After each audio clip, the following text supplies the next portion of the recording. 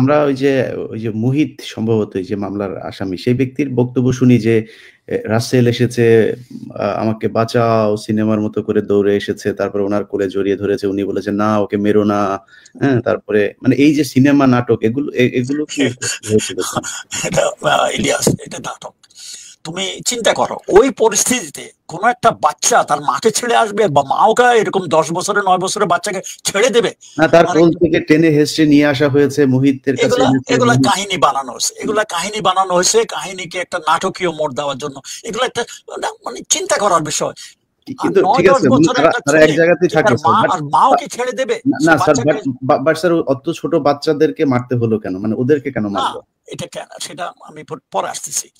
কাহিনীতে বলা হয়েছে তাকে মারছে, ওখান থেকে নিয়ে পয়েন্ট ব্ল্যাঙ্কে নাকি মারা হয়েছে, এগুলা কাহিনী বানানো হয়েছে। অত আমি জানি না, আমি ওখানে ছিলাম না, যাতে আমার মনে হলো যে এগুলো কাহিনী বানানো হয়েছে।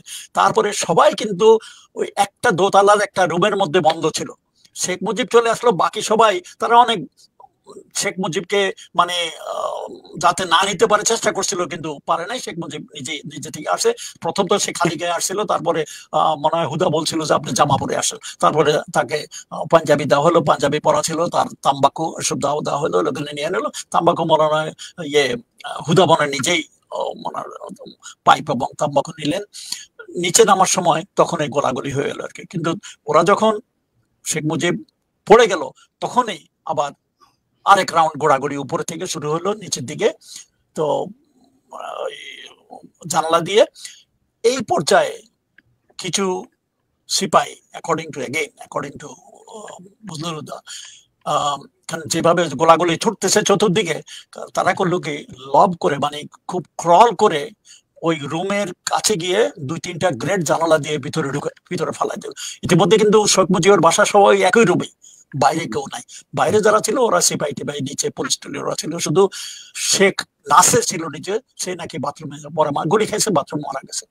কিন্তু বাকি সবাই রাসেল মাসেল সবাই মিলে ওই রুমে ছিল। ওই গ্রেনেড, অ্যাকর্ডিং টু, আমি জানি না কারণ দিস ইজ স্টেটমেন্ট ফ্রম হুদা, যে গ্রেনেড নিয়ে 2-3টা গ্রেনেড ওই জানালার ভিতর দিয়ে কাছে ক্রল দিয়ে ড্রপ করে তারা সরে পড়ছে। ওই গ্রেনেড ব্লাস্টে সবাই মারা যায়। এই মানে পরিবার সবাই এক জায়গাতে ছিল, ওখানেই ছিল, এবং সবাই এক রুমেই সবাইকে মারা যায়। রাসেল নিচে বসে নাই, অন্য কেউ, শুধু শেখ কামাল নিচে মারাইছে, বাকি সবাই ওই রুমে ওই গ্রেনেড ব্লাস্টে মারা যায়। এখন মুজিবের মৃত্যুর পরে কোনো ফরেন্সিক স্টেটমেন্ট নিছে কিনা জানি না, তারা কি গুলিতে মারা গেছে না গ্রেনেড ব্লাস্টে মারা গেছে, এটা কেউ পরীক্ষা করে নাই। পরীক্ষা করলে দেখা যেতে পারতো তারা কিভাবে মরছে, কিন্তু সবাই ওই এক রুমে হার্ডল হয়েছিল, ওখানে সবাই মারা যায়। That was the end of Mujib family, ওইভাবে করা হয়েছে। এটা আমি যা মানে আমার এই বইয়ের মধ্যে স্টেটমেন্ট আছে, সেই এর মধ্যে সে বলেছে যে ওতেই সব মারা যায়। হওয়ার কথা, কারণ একটা রুমের মধ্যে এতজন লোক থাকলে একটা 2-3টা গ্রেনেড যদি একত্রে ব্লাস্ট করে, কারোর কোনো বেঁচে থাকার মানে সুযোগ নাই। তারপরে সেখান থেকে তো পরের ঘটনা আমরা জানি। কাদের সিদ্দিকীর ব্যাপারে শুনি স্যার, সে তার রাজনৈতিক পিতা বলে শেখ মুজিবকে, তার নাকি অনেক ভালোবাসা ছিল, সে অনেক করেছে, মানে এর ব্যাপারে কিছু জানেন কিনা? সে 15ই আগস্টের আগে বা পরে তারই কিছু, বা মুক্তিযুদ্ধের সময় তাকে তো দেওয়া হয়েছে,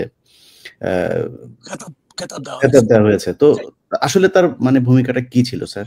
আচ্ছা, 71-এ ইয়েস, সে মানে অরিজিনাল সে নাকি মানে ফার্স্ট বেঙ্গল রেজিমেন্টে ছিল, একটা লাস্ট নাইট ছিল, সেখানে চলে যায়। সেই মুক্তিবাহিনী ফর্ম করে ময়মনসিংহ এরিয়াতে, টাঙ্গাইল এরিয়াতে, তার নিচের এরিয়াতে সে কিছু কাজকর্ম করেছে, কিন্তু তার এরা ছিল আর্মির মানে ইন্ডিয়ান আর্মির আন্ডারে, তাকে ট্রেনিং মেনিং তার পরিচালনা সবকিছু ইন্ডিয়ায় কিন্তু দিত। মুজিব বাহিনী, কাদেরিয়া বাহিনী এরা কিন্তু পরিচালনা করত ভারতীয় ইন্টেলিজেন্স ফোর্স এর মাধ্যমে। এমনকি মুজিব বাহিনীকে ট্রেনিং দিছিল মানে ভারতীয় মেজর জেনারেল কি নাম ওর, Sujan she was the Director General of Uban Singh. সে এসব ট্রেনিং দিয়ে এসব তারাই করেছে, এবং তারা কিন্তু মুজিবনগরের মুক্তি বাহিনীর থেকে ইন্ডিপেন্ডেন্ট ছিল, তারা ইন্ডিপেন্ডেন্টলি কাজ করতেছিল। মানে এই যে কাদের সিদ্দিকের যে কাদেরিয়া বাহিনী, এই বাহিনীর সাথে নাকি বাঘা বাহিনীর সাথে নাকি মুক্তিযোদ্ধাদের মাঝে মধ্যে যুদ্ধ হতো, এটা সত্য? যুদ্ধ হতো কিনা জানি না, একটা তাদের মধ্যে একটা ক্ল্যাশ ছিল। কারণ তারা ইন্ডিপেন্ডেন্টলি, তারা মুজিবনগর থেকে অর্ডার নিত না, তারা নিজেরাই কি করতো তারা নিজেরাই জানে। বলেছি যে তারা ইন্ডিয়ার কন্ট্রোল ছিল। আর মুজিবনগরের কাহিনী, মুজিবনগরের যে মুক্তিযুদ্ধ, এটা মুজিবনগরের হেডকোয়ার্টার আন্ডারে, জেনারেল ওসমানীর আন্ডারে আমরা করেছি। আর আমি বললাম তো যুদ্ধের সময় আমি ফ্রন্টে ছিলাম, ভিতরে কি হয়েছে অত কিছু জানি না, এসব পরবর্তী কাহিনী। যে মুজিব বাহিনী, কাদেরিয়া বাহিনী, এরা mostly they were political forces, political ইন্টেনশনে তাদেরকে ব্যবহার করা হয়, এবং তার কমান্ডে ছিল, কন্ট্রোলে ছিল ভারতীয় বাহিনী। এখন তারা এই বাহিনীটা বিভিন্ন জায়গায় ডাকাতি, ধর্ষণ এইসবের সাথেও জড়িত ছিল, এগুলো কি সত্য? শুনেছি আমি এসব ব্যাপারে জানি না, শুনেছি। কারণ তাদের কাছে হাতিয়ার টাতিয়ার ছিল, করতে পারে। এবং শুধু যে কাদিরিয়া বাহিনী, মুজিব বাহিনী করেছে না হয়, অন্যান্য মুজিব বাহিনীর মানে অন্যান্য মুক্তি বাহিনীর মধ্যে ছিল, সবাই হাতিয়ার সারেন্ডার করে নাই, অনেক রেখে দিছে। এসব নিয়ে অনেক মানে অন্য বাহিনীরা করতে পারে, তো সেটা আমি অত ডিটেল জানি না।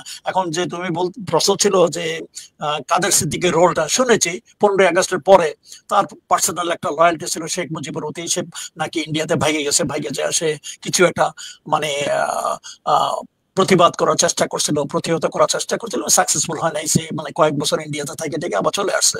He is a very controversial character. এবং যুদ্ধের পরে রেস করছে, কি ঘটনা ঘটেছে এটা সবাই জানে, বিহারিদেরকে নিয়েছে, কি ভয়ানক মারছে। ইটস এ দুঃখজনক কাহিনী, ভেরি আনফরচুনেট। ধরেন আপনাকে যদি জিজ্ঞেস করি যে কাদের সিদ্দিকী এই যে আর্মি স্টেডিয়ামে যে মানুষগুলোকে মানে বন্দুকের এই যে বেয়নেট দিয়ে গুতিয়ে তারপরে মারলো, চোখ উঠিয়ে ফেললো, এটার জন্য কি তার বিচার হওয়া উচিত না? মানে সেটা তো স্বাধীন দেশ, তখন তো যুদ্ধ চলছিল না। আমি যা কাহিনী শুনেছি, কারণ আমি তো এগুলো চোখে দেখিনি, এগুলো কাহিনীর ছবিও দেখেছি। তো কাদের যে স্টেডিয়ামে যে ঘটনা ঘটছে, it's recorded international, everybody knows.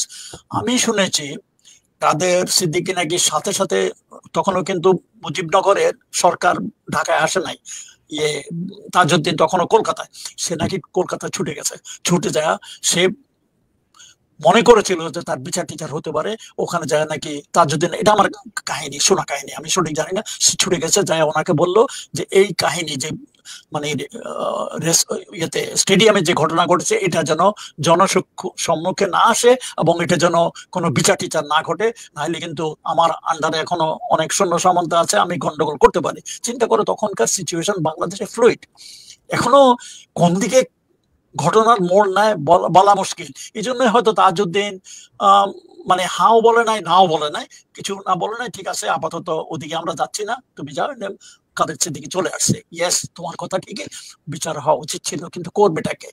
তারপরে এখনো মামলা হওয়ার সুযোগ আছে সেটা।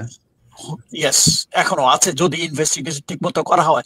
অথচ তারপরে তো কাদের সিদ্দিকী আনুষ্ঠানিকভাবে শেখ মুজিবের হাতে তার অস্ত্র সারেন্ডার করে স্টেডিয়ামেতে, বিরাট মানে ফ্যানফেয়ারের মাধ্যমে ওগুলা শো দেখানো, কিন্তু সব দেওয়া হয়নি। লোকজন অনেকে এখনো আছে। এবং কাদিরিয়া বাহিনী পরে রক্ষী বাহিনীতে যোগ দেয়, এবং রক্ষী বাহিনী দেশের মধ্যে কি করেছে এটা সবাই জানে। তারপরে এবং কাদের সিদ্দিকীকে তোমরা জানো টাঙ্গাইলের গভর্নরও বানানো হয়েছিল বাকশালের আন্ডারে। আনফরচুনেটলি সেটা তো আর হয়নি।